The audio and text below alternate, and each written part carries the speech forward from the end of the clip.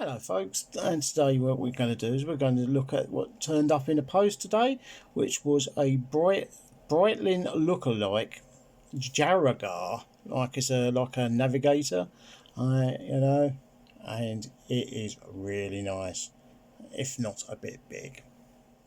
Hello, it's me again, down from the face view to the thingy view.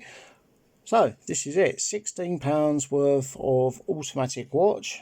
That looks just like the Breitling Navigator. It's called a Jaragar. It has 3 working subdials. It also has a fully working rotating bezel, inner bezel, and for some reason it's got a rotating click bezel, which doesn't do anything because there's nothing on it. It is absolutely huge, it really is big. It's much bigger than your normal man's watch. Unfortunately, the subdials are not chronograph. It's 24-hour clock, day of the month and day of the week. It's really nice, and it also has it's automatic, as you can see. And it's got a nice show back on it as well, but it is by the looks of it, a press fit type.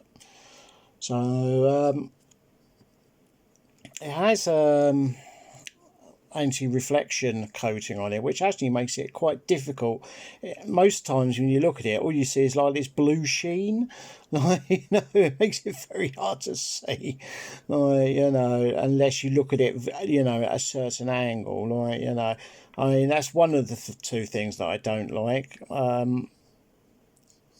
The second thing I don't like is there's no lume. It looks like it's got lume painted on it, but there's no luminous on it at all. And that is really annoying.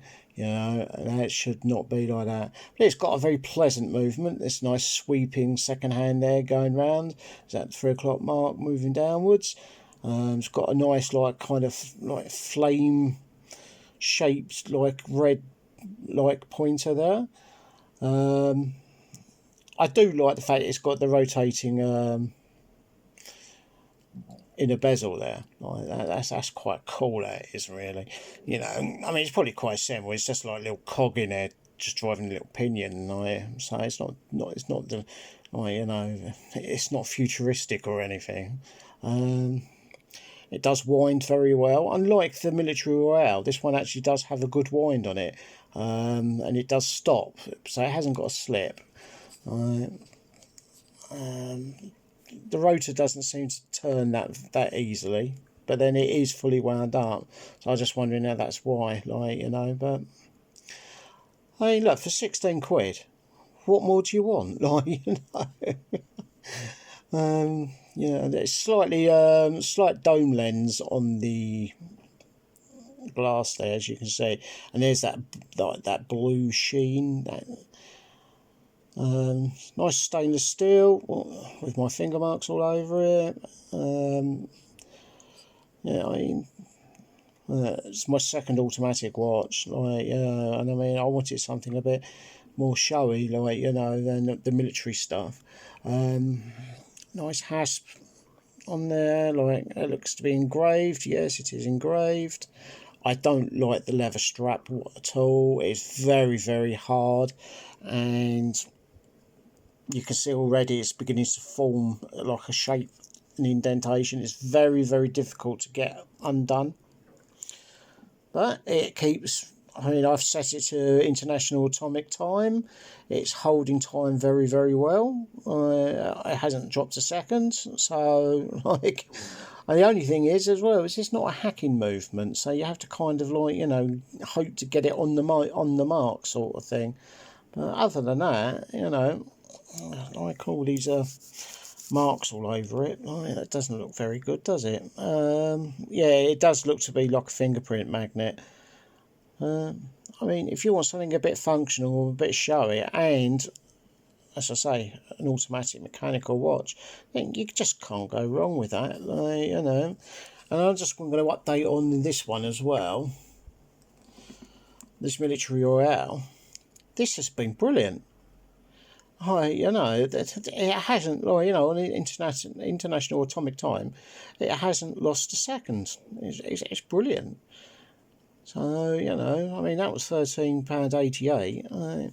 I mean, I do like the band and the strap on that. That is very, very nice. So, you know, and you know, if it goes, it'll just get, like, you know, I could either fix it up or just break it for bits and buy another one. Like, I mean, if I can get a year's use out of either of these, I'll be quite happy. You know, there can be some nice watches out there to be found, and I think this one is very, very nice looking. I do like that. You know, it's very, very nice and showy.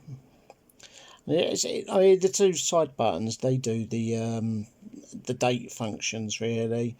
They weren't at first, like, responsive, but I freed them off, like, you know, with gentle applications of force, like, and they did it properly. So there you go, and that's called a Jaragar. And I do believe that's based on a Breitling Navigator? I believe that's the name of the actual thing that this is homaging to. I mean, you know, this is like homaging to a very, very expensive watch.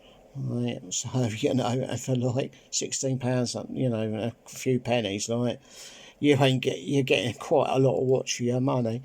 And again, like, you know, because these are Chinese mechanical movements, like, if this, you know, you could pick them up for a tenner. You can just, like, if it breaks, put another one in it, and it goes again. So, but then, you know, at the price, I mean, £10, you can buy a mechanic, you know, an automatic like this one, like, for a couple of pounds more. So what would you do?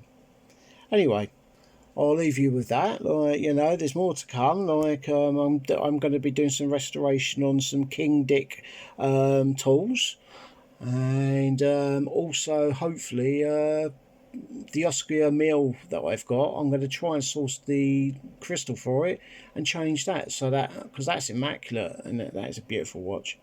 So all to come. Like, catch you later. Bye.